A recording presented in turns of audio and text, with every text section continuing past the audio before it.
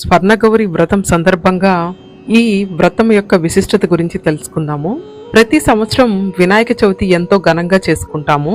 అయితే వినాయక చవితికి ముందు తదియ నాడు మహిళలు జరుపుకునే మంగళగౌరి లేదా స్వర్ణగౌరి వ్రతం చాలా ప్రాముఖ్యమైనది.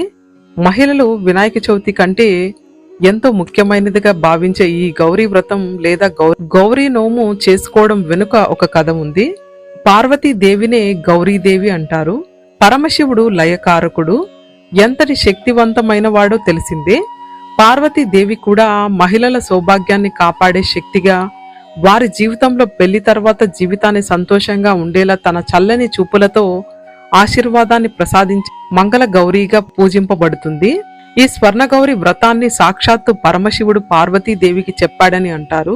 ఈ వ్రతాన్ని చేసుకోవడం వల్ల ఆడవాళ్ళు ఐదోతనం 100 ఏళ్లు నిలుస్తుందని అంటారు. ఈ వ్రత కథ